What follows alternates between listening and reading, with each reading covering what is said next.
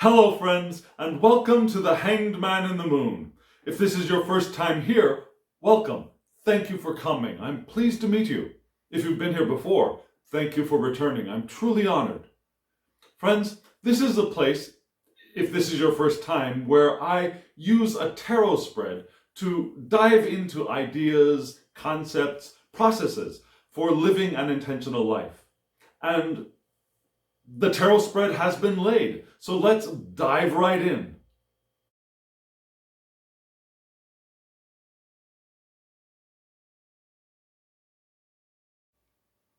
Isn't this card beautiful?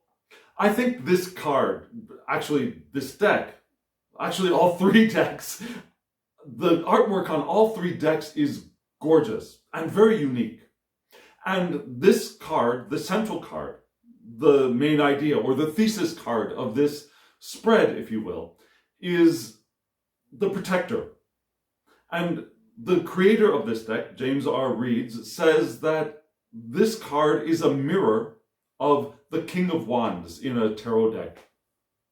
And I'd like to read an excerpt from the guidebook for this deck because I think it's very interesting. And I quote, "There is a guarding energy around the projects you are taking on. Something bigger than you that knows it's important to see these things through. Allow it to radiate through you and see that this is a beneficial time for new ideas to emerge. Trust your intuition to guide you through this state of heightened creativity." And again, I wanted to read this because I think there are some very important concepts, ideas in that description, and some things that might need a little bit of adjustment. So let's go through it a little bit. There is a guarding energy. When we live our lives intentionally, if we trust in the flow, the powerful flow of intention, we know that we don't need guarding. We don't really need guarding in an intentional life because anything that comes up in our path that is not beneficial for us, that is not helpful for us, that is not moving us forward along our journeys is something that we have placed there in one way or another. This is not the same as blaming a victim. This is not victim blaming. However, we do have responsibility for the creations in our lives. And there is nothing that is going to be able to attack us from the outside that we have not already matched up with from the inside. So we don't need guarding and energy. We don't need protection, truly. What we need and what we want is to clear things out of our way, to clear some of ourselves out of our way. So we don't really need a guarding, protective energy. We don't need a deity there to fend off evil. So the projects that we have created, the projects that we have invented, the projects that we have placed on the flow of our intention are going to manifest one way or the other, unless we change our minds. They're going to manifest. We don't need anyone out there guarding them for us. They're going to happen if we allow ourselves to move in that direction. However, there is, and I quote, something bigger than us, that knows it is important. And that is true. That is true. There is something bigger than us. Or there is something bigger than you, there's something bigger than me, and that is us. Everything that we create is a co-creation. We don't create anything individually. There is no individual. There is only an us of oneness, of unity, including the most expansive us, which is deity, which is creator, which is God. And it is that larger, fuller consciousness, fuller being which knows that what we are creating is important and is moving us forward with intention. The next section, allow it to radiate through you, through us. What is radiating through us? Well, creativity is radiating through us, of course, but also intention is radiating through us. And this is why this spread just sang to me when I laid it out last weekend for my week ahead spread. This spread sang to me probably because of that one line, allow it to radiate through you. That is the force of intention. That is the powerful river, the current of intention that is bringing us forward towards our creations. The next line, this is a beneficial time for new ideas to emerge. Yes, it is. Truly it is. But this beneficial time is not in opposition to unbeneficial times. There is no time when it is not beneficial for new ideas to emerge. Every time is beneficial for a new idea to emerge. We may not be ready to accept it. We may not be ready to follow it. We may not be ready to receive it fully, but it's a beneficial time. Because the only time is the now, the ever constant, ever present, ever changing now. There is no past, there is no future, in my understanding. There is only now, a now that is constantly flowing, partially through intention. And so every moment is a beneficial time for a new idea to arise, for a new inspiration to blossom. There are no bad times for that. The next line, trust your intuition to guide you. Yes, yes, always yes. Trust your intuition to guide you. Be more sensitive to your intuition so you can know and be able to trust it. That's the path that I'm on right now. The path that I'm on right now is learning to more fully, more deeply understand what the voice of my intuition sounds like. The vocabulary it uses, the language it uses, the images, the feelings it uses to communicate with me. That's part of my journey, especially right now. It's also part of all of our journeys at all times, I believe. But for me, right now, in this moment, that's one of my focal points, is learning to really, fully, deeply understand and listen to and believe and trust my intuition. How do you feel about your relationship to your intuition? Do you ever feel uncertain? Do you ever feel not quite sure if what you're feeling is actually intuition or indigestion? Do you ever feel that gut feeling might be something you ate rather than something that you know? Or that sense that you feel is actually your intuition, or perhaps something else, perhaps fear, perhaps boredom.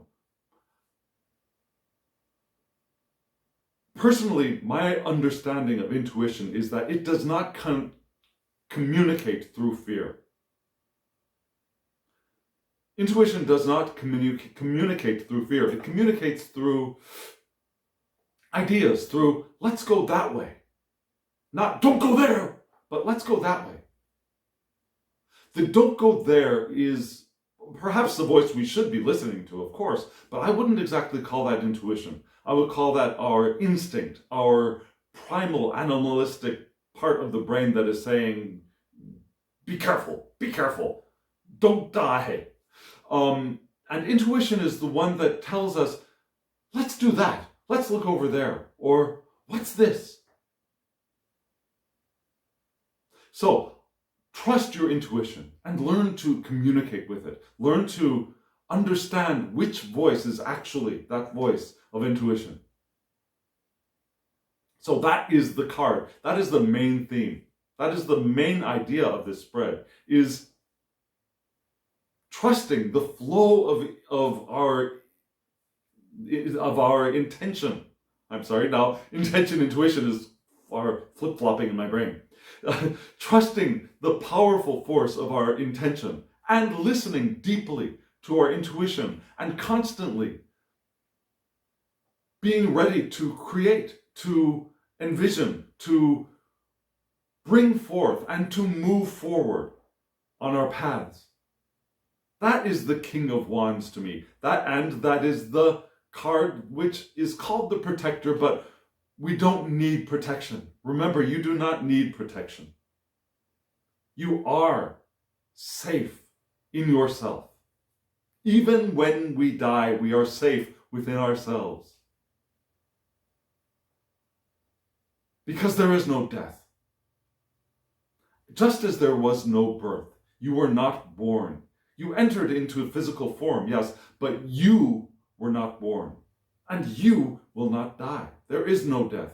There is only change. Change into this body and then change out of it. In life. In constant life.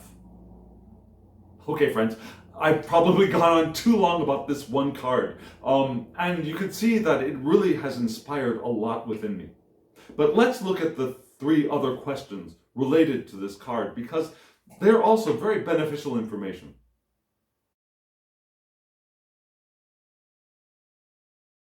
So the first question is probably one of the most important questions when you want to live an intentional life.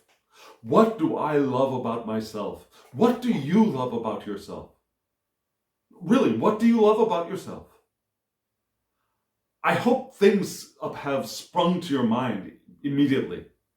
Because loving ourselves, truly loving ourselves, not only loving ourselves when we're succeeding, when everything's going great, when we've gotten the award, or we got the pat on the back, or someone has given us a hug or a kiss, or said hello on the street. All of those wonderful things are wonderful times to love ourselves, surely. But loving yourself is not only when happy things are happening around you or when you're feeling happy. Loving yourself has to be deeper than that. Loving yourself has to be loving ourselves through every experience in life.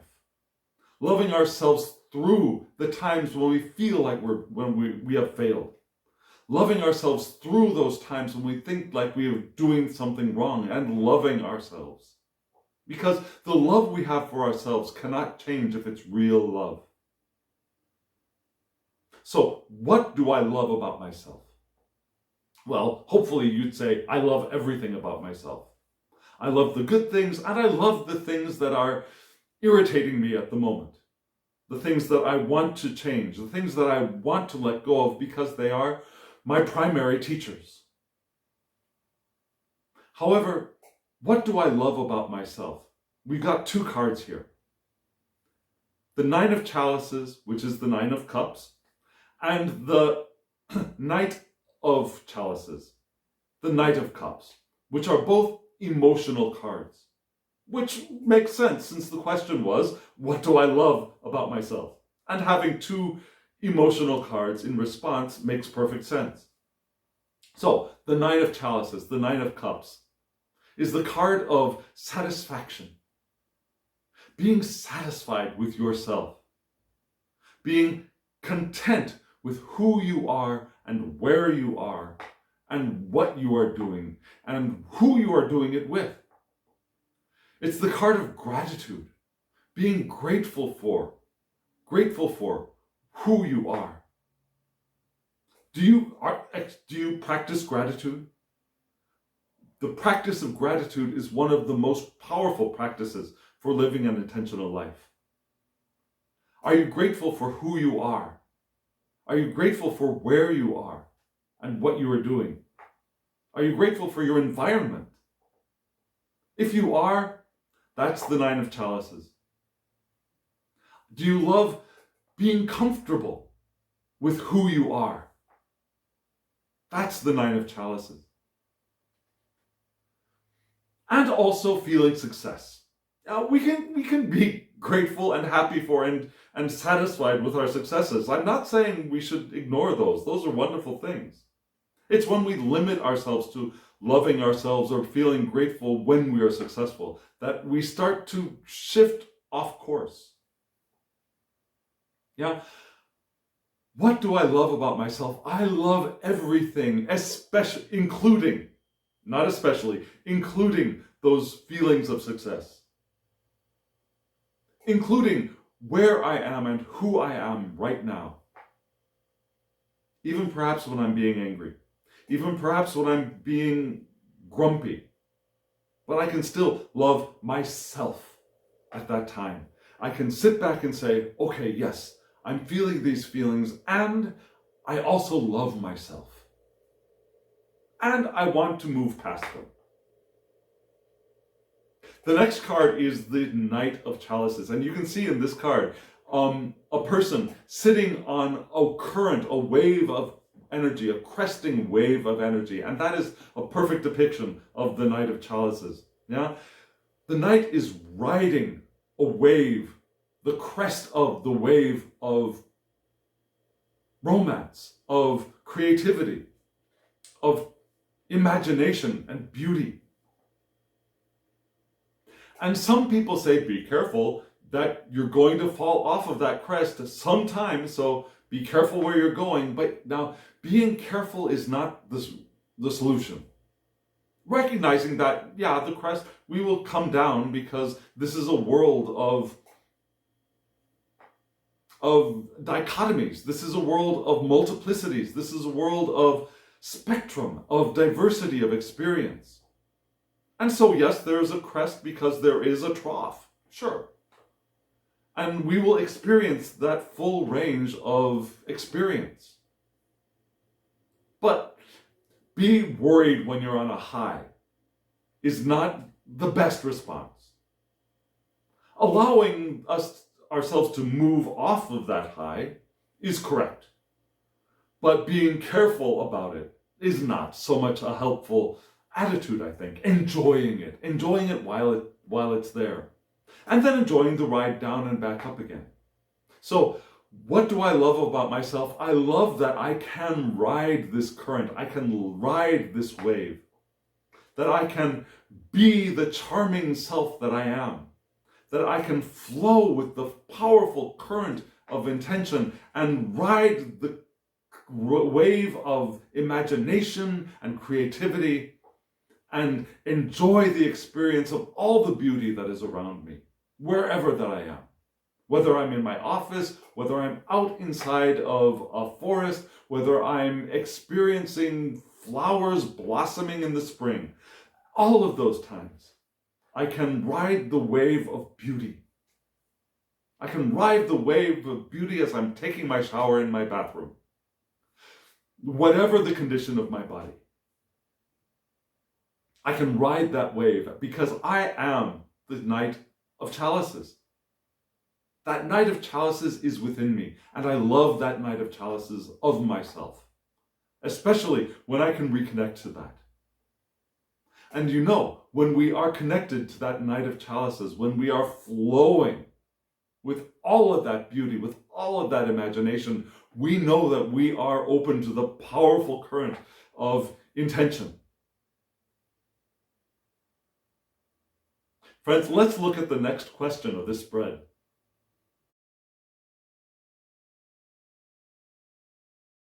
I love this spread. I just love this spread. The next question is, what am I curious about? So, isn't that a perfect next question? What are you curious about? Curiosity is the interest, I want to say titillation. It's the excitement of living in a physical body. That curiosity, finding things out. Because when we are purely spirit, when we are out of these bodies, when we are only non-physical form, there is not as much curiosity because there is so much knowledge, there is so much knowing. When we get into these bodies and we don't know everything, we don't know as much, it's not, the knowledge is not right there and the information is not right there. That's when we think that curiosity, what's over there? What's over there? What's over there? We go and we find out. Or we go and we don't find out and we look somewhere else. Yeah, that curiosity is part of the enjoyment of being here in a physical body, in a physical universe. So what am I curious about? And we've got two cards here as usual. One is the Three of Wands, which makes absolute sense. And one is the Eight of Swords, the Eight of Swords might be a little bit problematic for many of us. It was a little bit problematic when I first saw it. And then I realized what it was trying to say. So let's go with the easy one first. The Three of Wands. Yeah, here we have a wand, a flowering wand. And this Three of Wands is a card of progress, an adventurous course. And that's part of the curiosity, right? It's called adventure because we don't know where we're going. And we keep going because we're curious, partly. We want to find out, where are we headed? What's out there? That's the adventure. It's also action from intention. The powerful force of intention is carrying us forward. Always, whether we're in a body or out of a body, we're always connected to the eternal flow of intention. Because there's no disconnection from it. It's just there and we're all part of it. However, in this body, in these bodies, in your body, in my body, we came here to act, to do, to work these marvelous machines that we have, these biological machines that we have, and to manipulate things, and to change things, and to combine things, and separate things, and make anew. And when we do that from intention, rather than from duty, from necessity, from effort, from needing to do something, when we do it from intention, from curiosity, that is so much more exciting and so much more interesting. And it could be the same task. You could be doing the exact same thing from a very different emotional standpoint. Washing the dishes with a sense of curiosity and adventure is very different from washing the dishes from a sense of duty and having to get it done. And it's possible. It is possible. It is possible to wash dishes in many different emotional states. One would be grump, grump, grump, and grump. I got to get these dishes done. I hate doing the dishes. One could be in a state of mindfulness, completely open and clear. I washed the dish. I washed the dish. And another could be curiosity. Wow, look at this dish. Look how it transforms. Look how clean it gets. Look how the water runs off of the surface. And that could also be could be described as a mindful state, a present state, being present in the moment. Curiosity is a mindful state. So, being curious, that action from intention, the adventurous attitude, the adventurous course, progress, expansion, all of those things increase our curiosity and things that we are curious about. We're curious about how we're going to expand, where we're going to go. What is the next adventure that I'm going to experience? Who is the next adventure that I'm going to experience? Where is it? And then the next card, the Eight of Swords. The Eight of Swords is a card of being bound, being trapped. Usually in the Rider-Waite-Smith card, there is traditionally, in Pamela Coleman-Smith's rendition of the card, the first card from the Rider-Waite-Smith tradition, there is a woman, a female figure, bound, blindfolded, surrounded by swords. So it's a card of imprisonment, of mental imprisonment, because the swords are cards of mental activity. So, negative thoughts, self-imposed restrictions. Nobody has gone and stuck those swords around you, and nobody has bound you up in this card. This is a card of self-imprisonment by our thoughts, by our thinking. It's a card of negative thoughts. It's a card of the victim, being the victim mentality. This always happens to me. Why does this always happen to me? I always do this. Self-victimhood also, yeah? Why do I always do this to myself? Or why do I always get myself bound up in these situations? Why do I do this? What am I doing wrong? Those kinds of thoughts are thoughts which bind us up, which limit our access to, limit our being able to flow with the current of our intention. We close ourselves down and limit ourselves in our access to the powerful force of intention. In this card, there's a little bit of a difference. There's, instead of being a cage, if you will, of swords around the person, it's a wall, but it's not even an endless wall. Yeah, you can see that there's a very easy way around the line of swords, and there's always behind. So this person has crumpled down in front of this partial line of swords and is not seeing the open space all around them. No one has bound this person's eyes. They're just not looking. Which is a reminder that that stance is something that we create for ourselves. There's always a path. Whether it's a physical escape or not, there's always a path. So why is that related to curiosity? What am I curious about? Well, we could be also curious about those negative thoughts, those thoughts that bind us, that we bind ourselves with. Because being curious about them, not just accepting them, that I always do this, I'm always failing, I'm always doing this. Not just accepting those thoughts, but being curious about them. Is it true? Is it true that I always do this to myself? Are there no times when I do not do this to myself? Do I always fail? Are there ever times when I do not fail? If there are ever times that I do not fail, then that first thought is not true. So it's the curiosity of self-inquiry. Byron Katie is a wonderful teacher of this because her process is so simple. It's 4 questions.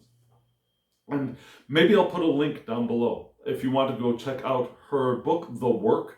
I believe there's also free access to the information, the basic information about the work and the 4 questions of self-inquiry as codified, as set, as described by Byron Katie, a beautiful teacher. So being curious about those negative thoughts is perhaps the first way to be able to get around and away from them. So what am I curious about? I'm curious about what I'm creating, what adventures lie in store. And I'm curious about those negative thoughts, those times when I bind myself. Why do I bind myself? Is this binding true? Are those thoughts which cause me to bind myself true? Can I live my life without those thoughts? Who would I be if I did not have those thoughts within me and around me? Who would I be if I did not bind myself? Am I keeping myself safe in some way by binding myself? Is my self-limitation a way of keeping myself safe? So, curiosity about those things is the way to free yourself, ourselves, for us to free ourselves from them. Let's look at the next question of this spread.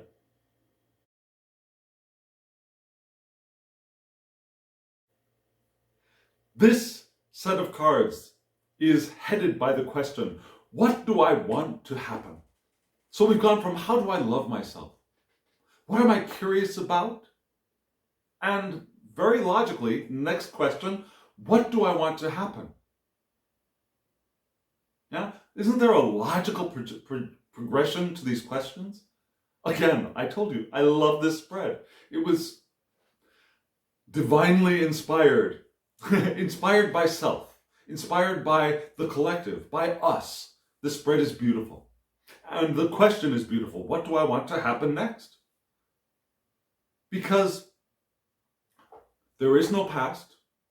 There is no set future. There is no future. The future is only imagination at this point, now, and then now, and then now, and then now. The next step is only imagination and calculation. Still, we have desires. And those desires are good. Those desires are good.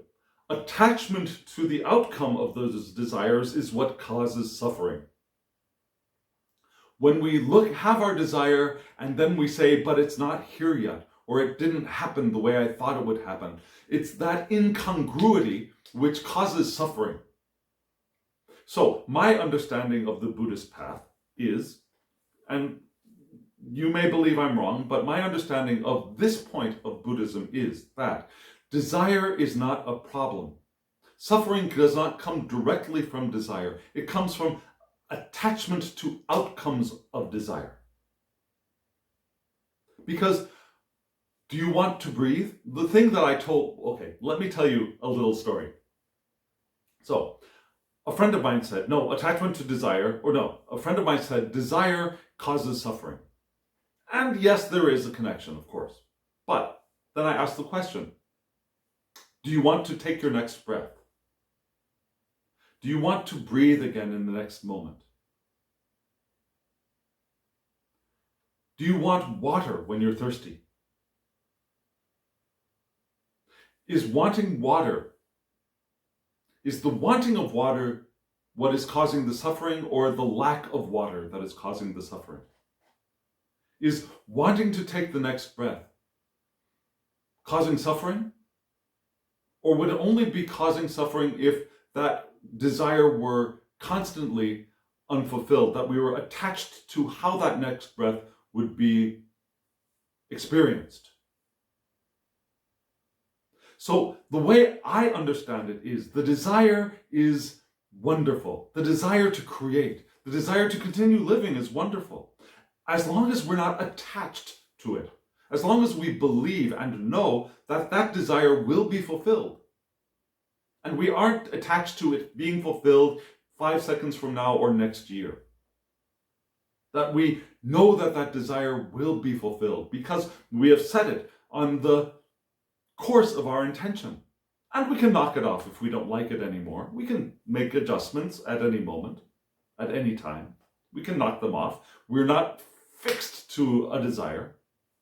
But those desires are what help cause our curiosity. Now that curiosity is a kind of desire. And it only causes suffering when we get attached to having the solution to the curiosity. When we are happy in the curiosity, everything is good. Everything is a-okay. So what do we want to happen next? We can want things to happen next. And that's part of the way that we create the futures that we are moving towards. What do we want to happen next? For ourselves. Remember, every desire can only be a desire for self. You can have hopes for others, dreams for others. You may pray that someone's health improves, that someone finds love, but those are not your desires. Those are not your choices. They are the choices of those people. The only true, pure desire we can have is for us and our experience, for our creations. We can only create for ourselves. We can influence others, sure, but we cannot create for others. Remember that. I try to remember that. I sometimes forget. Do you forget sometimes? Do you try to create someone else's experience? You can influence it, sure. You can help them with it, sure, but you can't create their experience. That's their job. So, what do I want to happen next for me on my channel of intention, which is part of the larger river of intention? What do I want to happen next? The first one is the Seven of Chalices, Seven of Cups, which some people think very negatively of. Many tarot readers that I've heard think of this card very negatively. And I've talked about that in the past. To me, the Seven of Chalices, the Seven of Cups card is a card of daydreams. It's the card of envisioning possibilities, envisioning choices. And yeah, we want to make choices. So we want to focus on one, two, or three things. Perhaps we can really only focus on one thing at one time. However, as we focus on cup A, doesn't mean that we cannot also have cup B available to us for focus on at another moment. So, daydreaming. The Seven of Cups, the Seven of Chalices card to me is a card of daydreaming and envisioning. And that is how we move forward and create what is going to happen next. Now, allowing ourselves to daydream, to envision. Do you do that for yourself? Some people like to make vision boards, which is another kind of Seven of Cups activity to me. Yeah? Making a vision board. Do you do that? Have you done that? I think it can be a very very powerful tool. Do you give yourself time to daydream? To either close your eyes or keep them open and envision potential delights, envision potential creations, relationships, experiences, jobs, artwork, music, experiences. Do you allow yourself to do that? That is a wonderful tool in your tool belt of living an intentional life. So, the Seven of Chalices helps us create what is going to happen next. And then we have the Three of Wands again.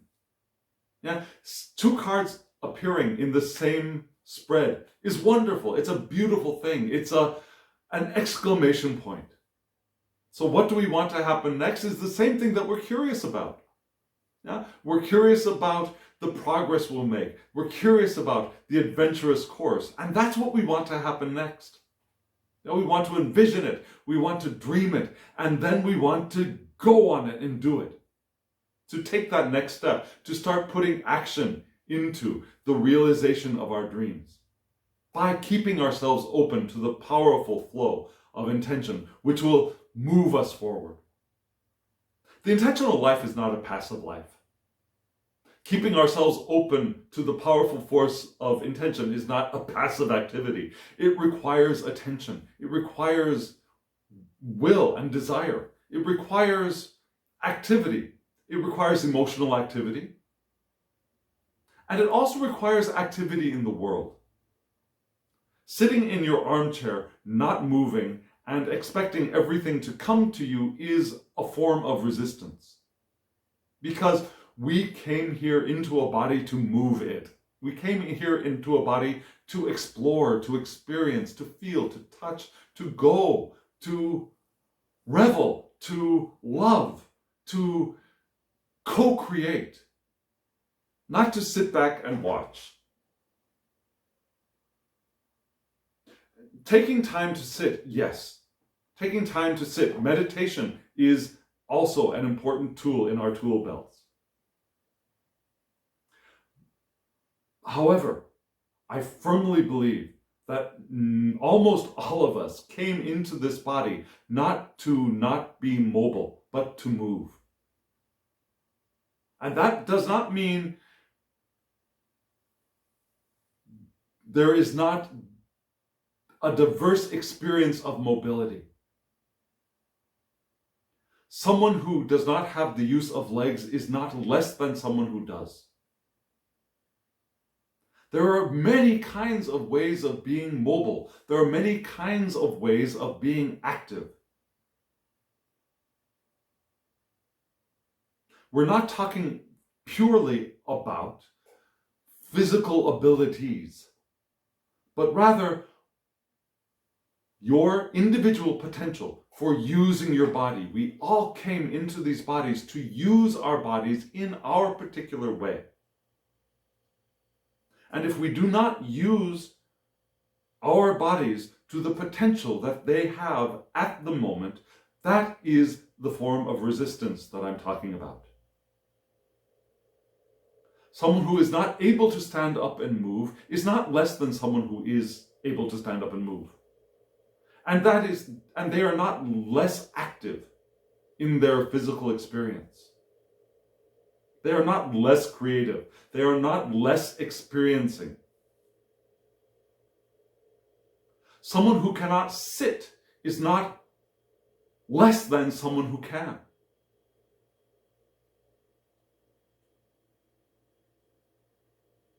If we are conscious in our bodies, we have potential. And using that potential is why we're here. It's why we're here. To whatever degree of potential that is. And a greater potential is not better than a different degree of potential. For example, I'm not a ballet dancer. My body does not move that way. That does not mean that a ballet dancer's potential is better than my potential. It's different. It's different, that's all. So, we came into these bodies, and what we want to happen next is to act, to take the next active step, whatever that means for you. Friends, I have to say this again. I love this spread. I just love this spread. What do you think about this spread? Is it speaking to you as it speaks to me? Just a quick rehash, what do we have? We are here as the creators. Yeah? Realizing that there is something bigger than us, something fuller than the mind that we experience within this body. There is something fuller that we are part of, that is here, projecting through us, and knows that what we are doing is important, that the creations that we are creating are important, that we have an intuition that will guide us forward. And as we do that, we love ourselves in all of our experiences and ride the wave of that love and beauty as much as we can, and love being there on the top of that wave, and love the times when we're in the trough. And being curious from that flow of love, letting that carry us through into curiosity. What is it? What's around? Where am I going? And also, what is that I'm creating that is stopping me? Why am I doing that? Do I have to do that? Can I be someone else? Can I be my fuller self if I don't do that? And then noticing, okay, well then, where's this curiosity taking me? What's going to happen next? Let's do it. That is living an intentional life to me. That is living an intentional life. So friends, I invite you to like this video. I invite you to subscribe to my channel if you haven't already, and hit the alarm bell so you get notifications of when I've uploaded a video. I also invite you to share this with anyone you think might be interested, might get delight from it, or might benefit from it.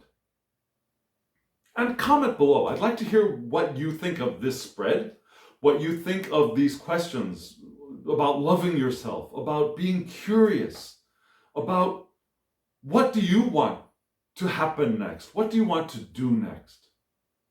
How do you see yourself integrated into the powerful force-filled flow of intention? How do you feel? What is your experience of that? I'd love to talk about that. And friends, as always, there will be, again, information about the decks in just a moment. And before I go, I wish you love, joy, well-being, and pure awareness. Thank you.